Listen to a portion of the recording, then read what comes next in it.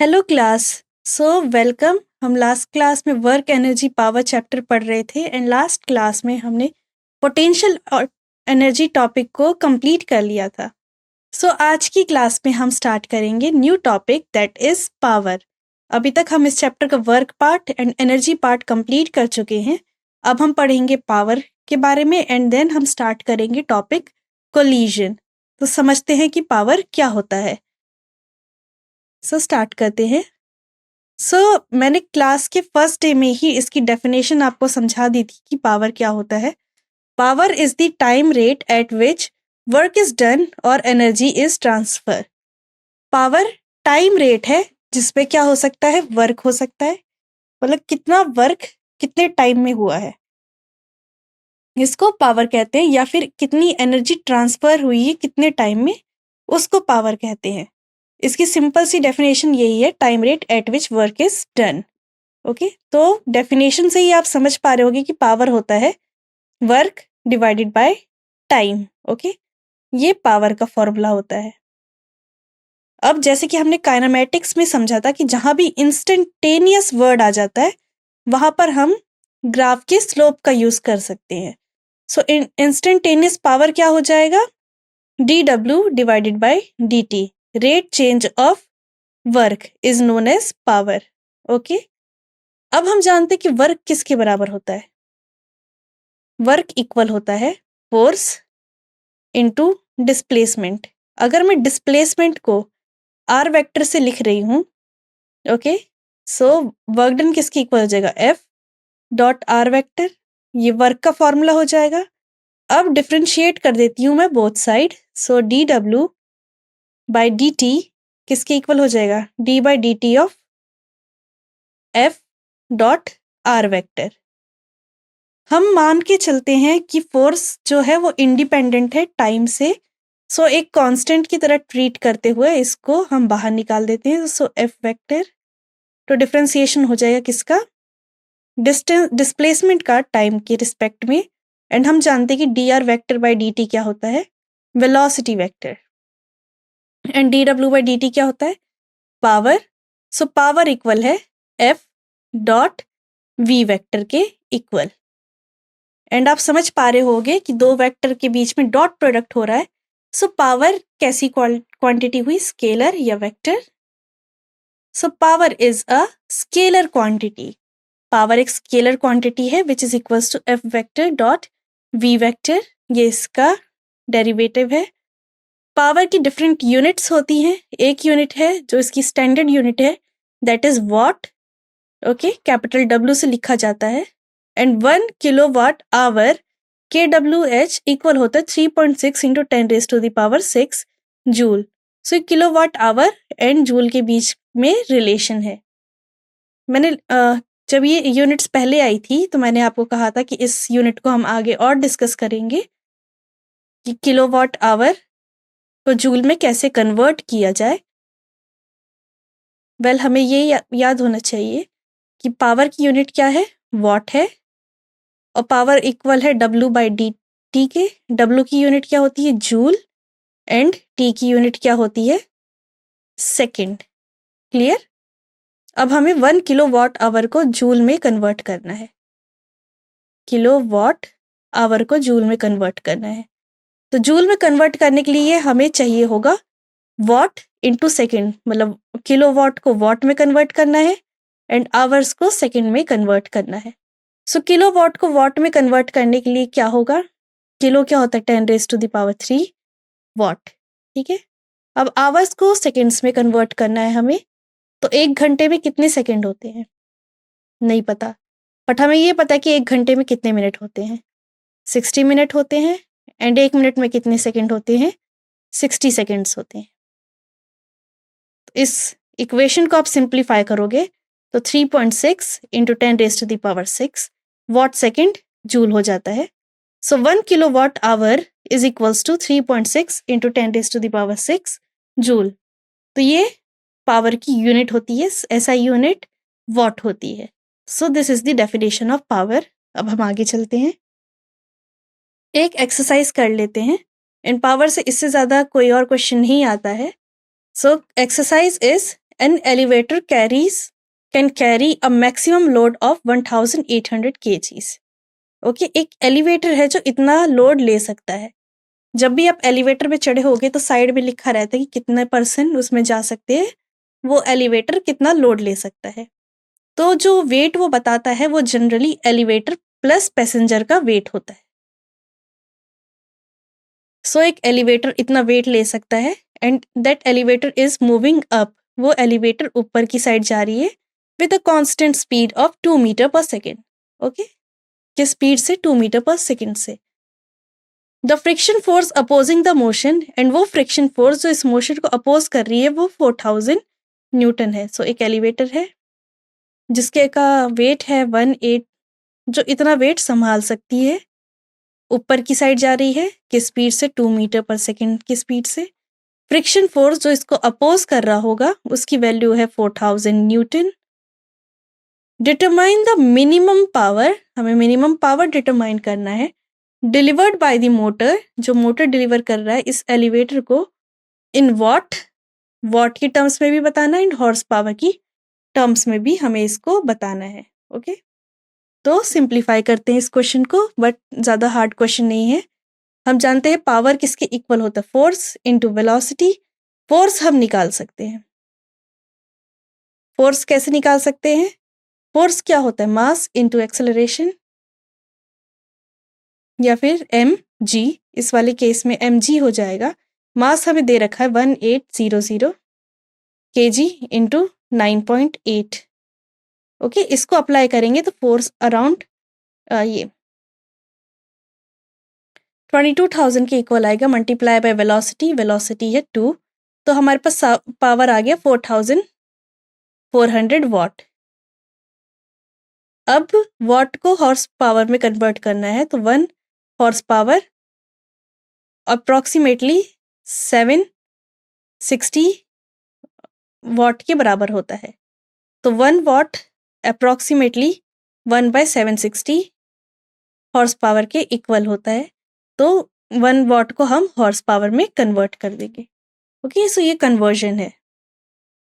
So I hope आपको power topic clear होगा। अब हम आगे चलते हैं। नेक्स्ट टॉपिक जो स्टार्ट होने वाला है इस चैप्टर में, दैट इज कोलिजन। ओके, अब कोलिजन क्या होता है? जब कोई दो चीज टकराती है तो हम उसको कोलिजन बोलते हैं। तो हम फिजिक्स में क्या करते हैं? In physics we study motion. हम स्टडी करते हैं मोशन को। मोशन में क्या आता है? Distance, displacement, speed, velocity, and velocity में कैसे कैसे वो अपना डायरेक्शन चेंज कर रहा है। डिस्प्लेसमेंट में भी यही चीज़ आती हैं। ओके, तो मान लो कि हमारे पास दो ऑब्जेक्ट है of mass m1 and m2। Okay, and ये दोनों क्या कर रहे हैं? एक दूसरे की तरफ चल रहे हैं। ठीक है, एक की स्पीड मान लो v1 इनिशियल है और दूसरे की स्पीड v2 इनिशियल है। ये दोनों कोलाइड कर गए, ये दोनों टकरा गए, एंड टकराने के बाद ये दोनों के दोनों जो ऑब्जेक्ट है उनकी वेलोसिटीज चेंज हो गई। मास तो सेम रहेगा m1 m2। इसकी वेलोसिटी v1 फाइनल हो जाएगी एंड इसकी वेलोसिटी v2 फाइनल हो जाएगी। तो कोई ऑब्जेक्ट जिसकी हमें इनिशियल वेलोसिटी पता है तो उसकी फाइनल वेलोसिटी को कैसे कैलकुलेट करें? ऐसे केसेस को हम कोलिजन में स्टडी करते हैं। ओके,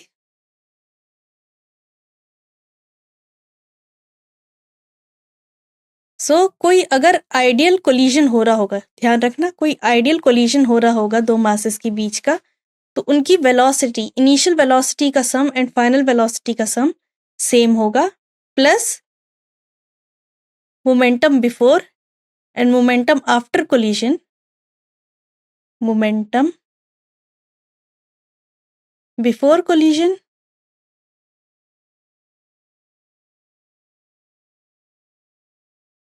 हमेशा इक्वल होगा मोमेंटम आफ्टर कोलिजन।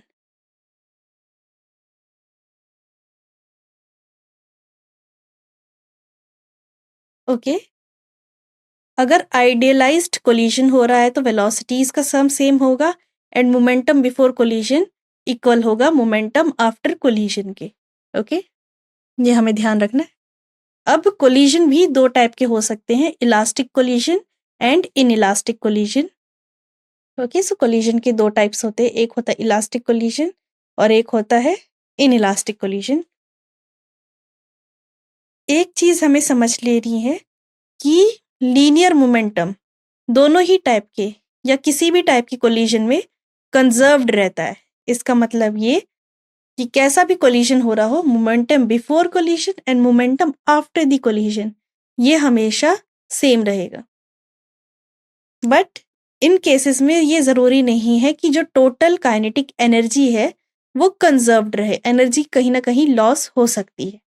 ओके, तो फर्स्ट 2 पॉइंट यही कहा गया है कि in all collision the total linear momentum is conserved. Total linear momentum क्या है? कंजर्व्ड है। Total kinetic energy of the system is not necessarily conserved. जरूरी नहीं है कि टोटल काइनेटिक एनर्जी कंजर्व हो, बट टोटल लीनियर मोमेंटम सारे collision में कंजर्व्ड रहेगा। क्या कंजर्व्ड रहेगा? Total linear momentum.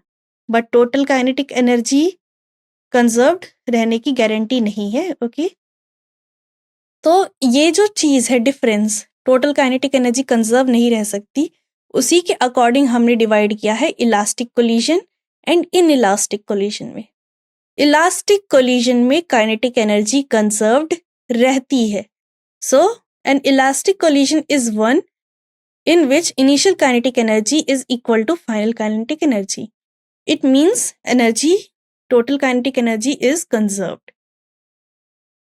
So elastic and inelastic collision दोनों में linear momentum conserved रहेगा, but elastic collision में kinetic energy conserved रहेगी, inelastic में total kinetic energy conserved नहीं रहेगी. A completely inelastic collision is one in which the two particles move together after the collision. Okay, ये head-on collision की बात कर रहा है. An inelastic collision is one in which some initial kinetic energy is lost. So inelastic collision वही है जिसमें total kinetic energy conserved नहीं रहती है. अगर हम compare करेंगे initial kinetic energy and final kinetic energy की, तो आप देखोगे कि final kinetic energy थोड़ी कम है इनिशियल से, तो मतलब कंजर्व्ड नहीं है।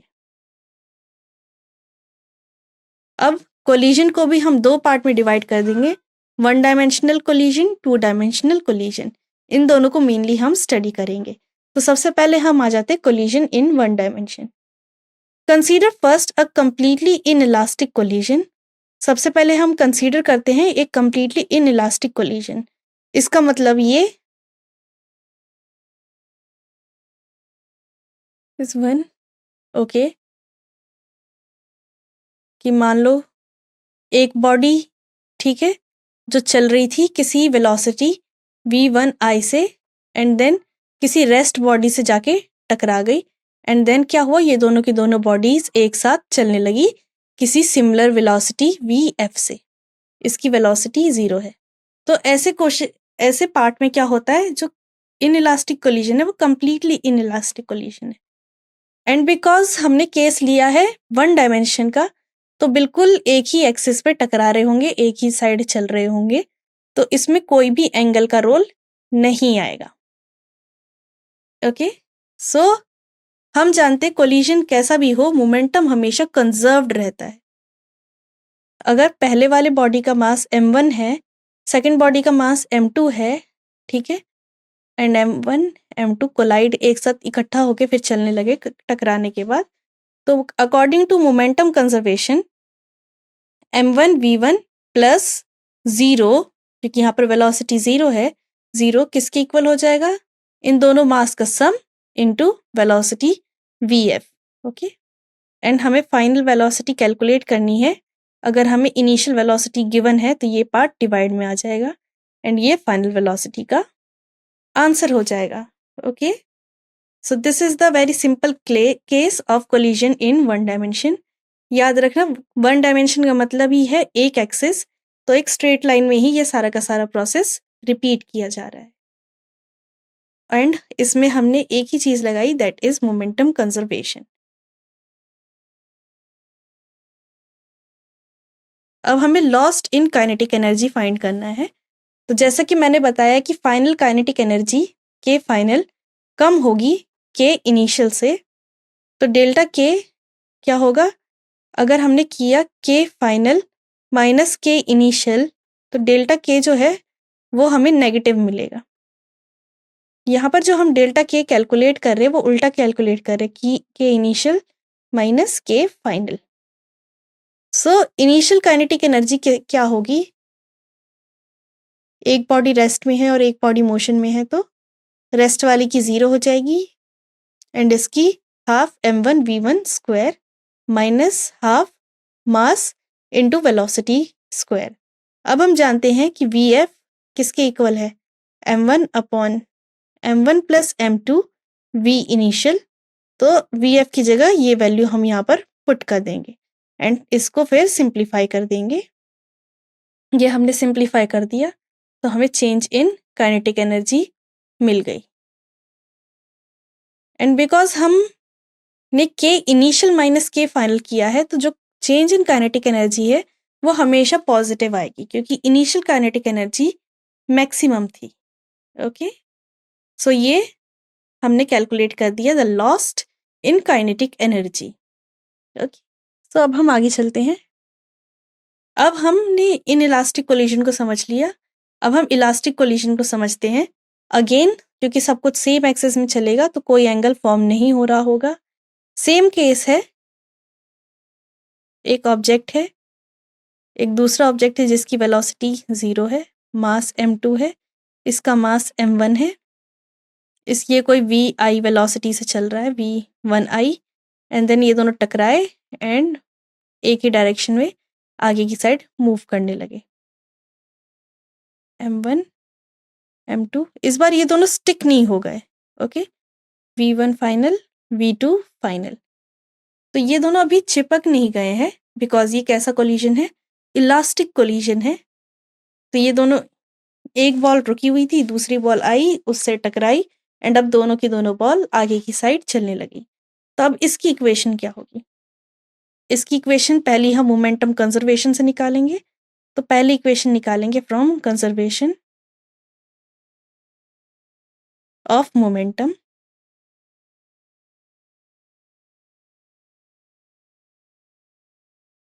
ओके, तो इस साइड का मोमेंटम बिफोर क्या है, m1 into v1i plus 0 is equal to m1 v1f plus m2 v2f।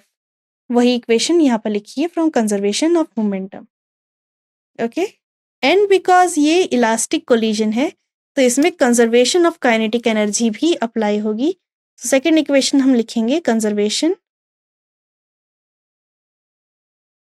Of kinetic energy. Okay, तो काइनेटिक एनर्जी का कंजर्वेशन क्या है, kinetic energy before is equal to kinetic energy after. तो before की kinetic energy क्या है, half m1 v1 square equals to half m1 v1 f square plus half m2 v2 f square. अब half से half सारे halves cancel हो जाएंगे। Okay, तो इस सबको मैं इरेज कर देती हूँ। अब हमारे पास दो इक्वेशन है एंड हमारे पास दो अननोन है, एक अननोन है v1f और एक अननोन है v2f। तो कैलकुलेट करना है इसको सिंपली। तो इसको हम कैसे सिंप्लीफाई करेंगे, इस इक्वेशन की हम हेल्प लेते हैं। ओके, एंड v1 की जगह पे m कुछ v1 की जगह पे यहाँ से वैल्यू पुट कर देते हैं इस इक्वेशन में, एंड सारी की सारी जो इक्वेशन है एक जगह पे इनिशियल कर देते हैं और एक जगह पे फाइनल कर देते हैं। तो अब हमारे पास दो इक्वेशन है एंड दो अननोन है, तो इन दोनों को हम क्या कर देते हैं, सिंप्लीफाई कर देते हैं। और इन दोनों को सिंप्लीफाई करने के बाद v1f एंड v2f की इंडिविजुअल वैल्यूज v1i की टर्म्स में हम कैलकुलेट कर लेते हैं। ओके, तो इसको हम कैलकुलेट कर लेंगे एंड हम फाइंड आउट करेंगे कि ये रिलेशन सेटिस्फाई कर रहा है।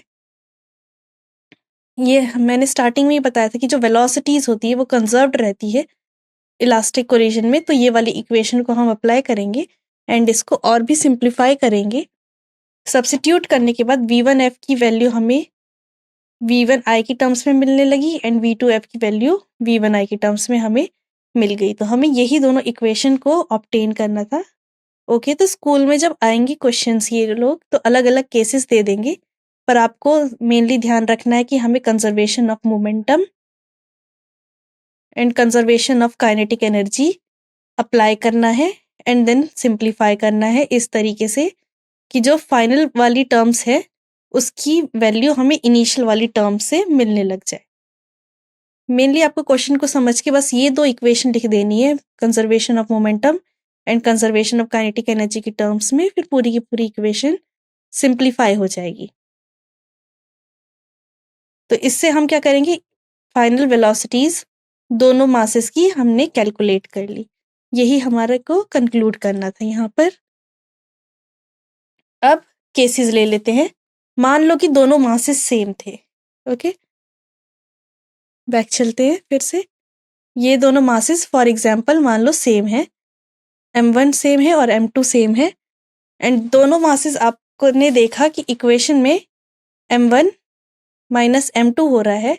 अगर दोनों मासेस सेम हो जाएंगे तो v1f 0 हो जाएगा and v2f equal to v1i हो जाएगा। ठीक है, the first mass come to rest, इसका मतलब ये कि अगर दोनों मासेस सेम है, दोनों बॉल्स एक दूसरे से टकराई, ये वाली रेस्ट में थी और ये वाली v1i से चल रही थी। ये दोनों का मास अगर सेम है, दोनों का मास अगर m है, तो आप देखोगे क्या कि ये जो पहली वाली बॉडी चल रही थी वो रुक जाएगी, उसकी वेलोसिटी 0 हो जाएगी, एंड सेकंड ऑब्जेक्ट जो कि पहले रुका हुआ था वो वापस से पुरानी वेलोसिटी v1i से चलने लग जाएगा। तो ये कंक्लूड किया कि एक बॉल रुकी हुई है, दूसरी बॉल उससे आके टकराती है, एंड दोनों बॉडी का मास अगर सेम है तो फर्स्ट बॉडी अपनी सारी एनर्जी सेकंड बॉडी को ट्रांसफर कर देगी, फर्स्ट बॉडी रुक जाएगी एंड सेकंड एनर्जी वाली बॉडी फर्स्ट वाली की एनर्जी के अकॉर्डिंग चलने लग जाएगी। तो ये हमने यहाँ इस केस से कंक्लूड किया है। केस 2 कि अगर एक ऑब्जेक्ट का मास ज्यादा है, एक मैसिव है और एक छोटा है। ठीक है, मैसिव वाला मान लो रुका हुआ है एंड छोटा वाला चल रहा है, तो आपको क्या पता चलेगा कि ऑलमोस्ट ये वाला ऑब्जेक्ट आया, इससे टकराया एंड ये पीछे की साइड हो जाता है। ये वाली की वेलोसिटी बिल्कुल चेंज नहीं होती है। ओके, अगर बिल्कुल आइडियल सिचुएशन की बात लेके चले, इसलिए जब आप बॉल को फेंकते हो एक वॉल पे, तो जो वॉल है वो रीबाउंड होकर हमारे पास आ जाता है। ये उसका केस है कि अगर एक मास बहुत ज्यादा है दूसरे मास के केस से, तो बिल्कुल पुरानी वेलोसिटी के साथ अपोजिट डायरेक्शन में वो ऑब्जेक्ट आ जाता है। ठीक है, तो ये था सारा कोलिजन इन 1 डायमेंशन। अब कोलिजन इन 2 डायमेंशन। ठीक, कोलिजन इन 2 डायमेंशन मींस अभी तक हम खाली एक्स एक्सिस बात कर रहे थे, अब हमारे पास एक और एक्सिस जुड़ जाएगी, मान लो वाई एक्सिस भी जुड़ गई, तो अब ये 2D प्लेन हो गया। तो ऐसे कोलिजन को हम कहेंगे कोलिजन इन 2 डायमेंशन। कोलिजन इन 1 डायमेंशन में हमें सिर्फ वेलोसिटीज के बीच में रिलेशन पता था। कोलिजन इन 2 डायमेंशन पे हमारे पास एक और अननोन आ जाएगा विच इज एंगल। तो अब एंगल्स के हेल्प लेके हम इक्वेशन को सॉल्व करेंगे। प्रॉपर्टीज सारी सेम रहेगी कि मोमेंटम कंजर्व्ड रहेगा सारे केस में, एंड इलास्टिक कोलिजन में काइनेटिक एनर्जी कंजर्व्ड रहेगी, इन इलास्टिक कोलिजन में काइनेटिक एनर्जी कंजर्व्ड नहीं रहेगी। Okay, so collision in 2 dimension, it is also depict the collision of moving mass m1 with stationary mass m2। हम same वही case लेके चलेंगे कि m1 मास किसी वेलोसिटी से मूव कर रहा है एंड जो m2 मास है वो स्टेशनरी है। इसका मतलब क्या कि उसकी वेलोसिटी 0 है। लीनियर मोमेंटम कंजर्व रहता ही है, सारे केसेस में रहता है। Since the momentum is a vector, momentum एक वेक्टर क्वांटिटी है, तो मोमेंटम के पास तीनों डायरेक्शन हो सकती है एक्स वाई जेड, बट हम अपने आप को कंसाइड करके रखेंगे एक्स एंड वाई प्लेन में, क्योंकि हम बात कर रहे हैं कोलिजन इन 2 डायमेंशन की।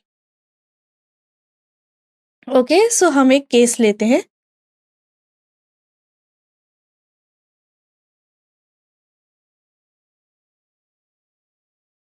कि ये एक मास है m2 जो कि स्टेशनरी है v इक्वल टू 0 पे, एंड हमारे पास एक दूसरा मास है m1 जो कि मूव कर रहा है with a velocity v1i and ये इसके साथ टकराता है एंड टकराने के बाद क्या होता है, ये दोनों के दोनों ऑब्जेक्ट अपनी एक्चुअल लाइन को छोड़ के ऐसे मूव करने लग जाते हैं एक दूसरे से दूर, एंगल्स बनाते हुए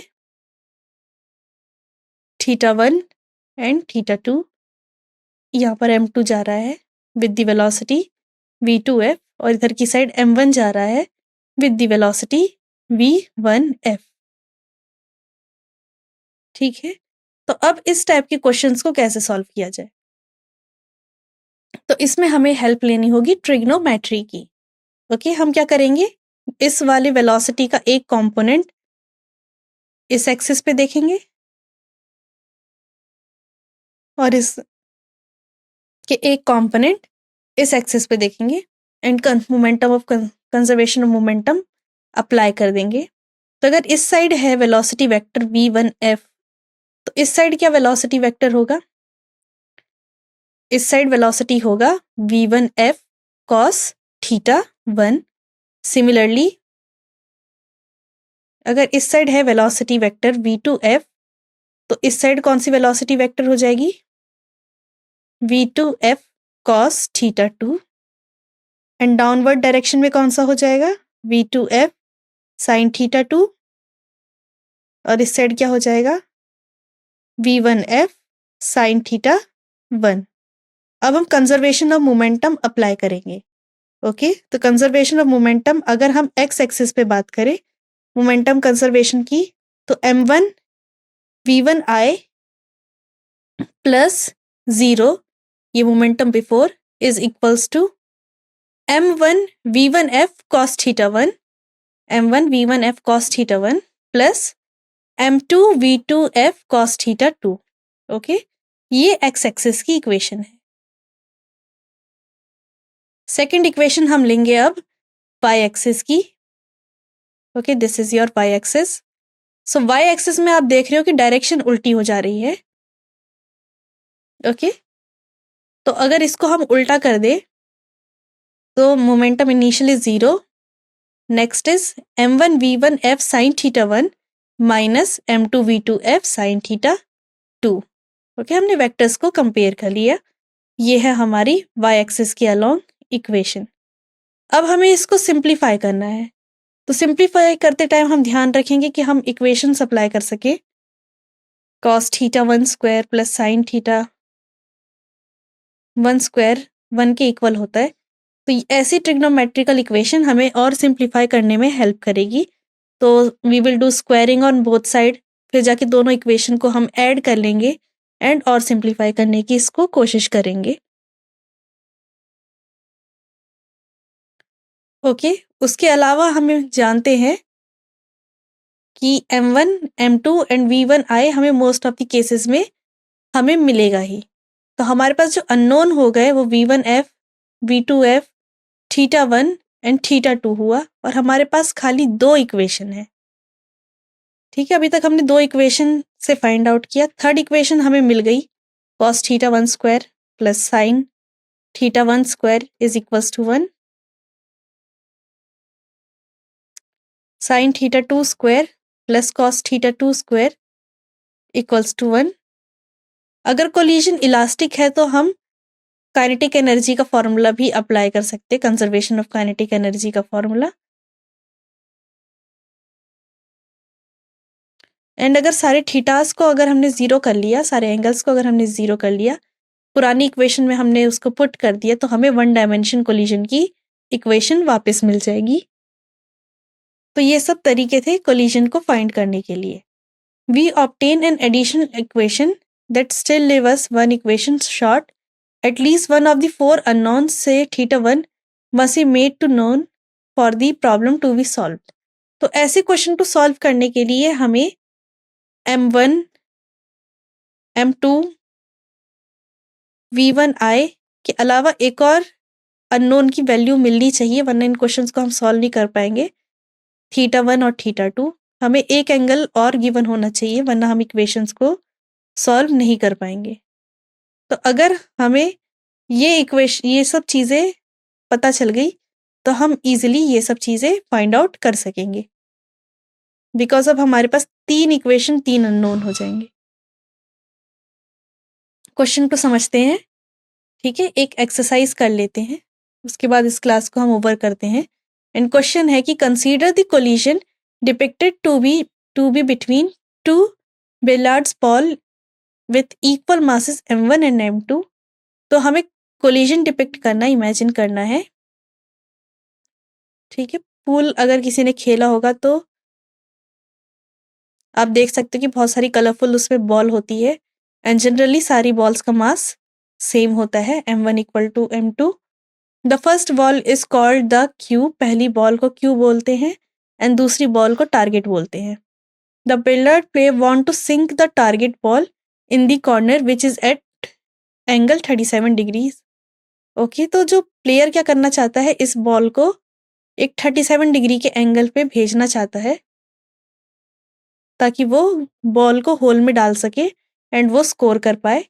तो assume that the collision is elastic, हम अज्यूम करेंगे कि कोलिजन कैसा है, इलास्टिक है, एंड कोई फ्रिक्शन, रोटेशन, मोशन कुछ इंपॉर्टेंट नहीं है।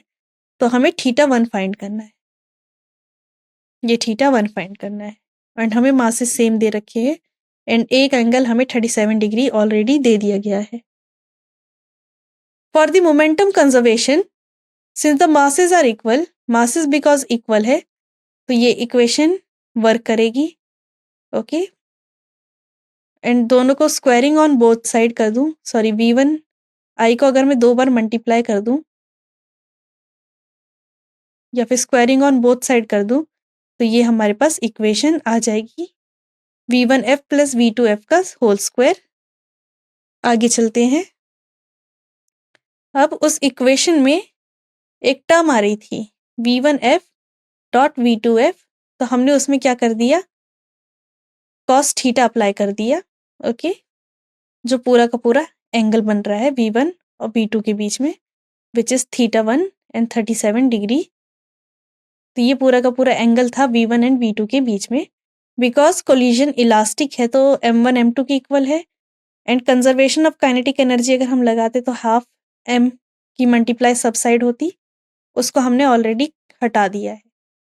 तो ये हमारे पास नेक्स्ट इक्वेशन हमारे को मिल चुकी है कि v1f का स्क्वायर प्लस v2f का स्क्वायर एक्चुअली में v1 स्क्वायर i के इक्वल ही है, ये इक्वेशन भी v1 i का होल स्क्वायर है। तो हम वैल्यू पुट कर देते हैं। वैल्यू पुट करते ही हमें पता चला कि v1 i का square equals to v1 i का square plus 2 v1f plus v2f cos θ1 plus 37 degree. तो यहाँ से ये कैंसिल हो गया, तो ये पूरी इक्वेशन इक्वल टू 0 हो गई, ये पूरी टर्म। तो इसका मतलब ये कि कॉस θ1 प्लस 37 डिग्री 0 के इक्वल है, एंड कॉस 0 कब होता है, जब उसकी वैल्यू कितनी हो, 90 डिग्रीज। ओके, तो अब हमने एंगल्स को कंपेयर कर लेंगे। हमेशा ध्यान रखना, कभी भी इस तरीके से कॉस कैंसिल मत कर देना, ये गलत चीज होती है। हमेशा एंगल को कंपेयर किया जाता है। सो θ1 प्लस 37 डिग्री 90 डिग्रीज के इक्वल हो गया, इसका मतलब क्या, θ1 53 डिग्रीज के इक्वल हो गया। सो ये हमने एक क्वेश्चन की प्रैक्टिस करी कोलिजन से रिलेटेड। इस क्वेश्चन से हमारे को रिजल्ट क्या क्या मिले, this prove the following result, when two masses are equal undergo a elastic collision, अगर दो मासेस इक्वल है एंड इलास्टिक कोलिजन के पे जाते हैं, तो उन दोनों के एंगल्स के बीच में, उन दोनों वेलोसिटीज के बीच में बनने वाला एंगल 90 डिग्रीज होता है। ठीक है, तो they will move at 90 degree to each other. Okay, तो ये हम क्या कर सकते हैं, ये अपनी नॉलेज में ला सकते हैं, एंड कोई भी अगर गेम खेलना हो तो हमें पता है कि इन दोनों को कैसे टकराया जाए कि उनके बीच में 90 डिग्री का एंगल बन जाता है, एंड बिकॉज उनके बीच में 90 डिग्री का एंगल बन जाता है तो हमारे को पाथ फॉलो करना ईजी हो जाता है। ओके, सो आज की क्लास में हमने कोलिजन टॉपिक को स्टार्ट करा। आई होप आपको कोलिजन टॉपिक क्लियर होगा। नेक्स्ट क्लास में हम कोलिजन टॉपिक को अगेन स्टार्ट करते हैं, एंड इससे रिलेटेड इस पूरे चैप्टर की एक समरी लेते हैं। Thank you.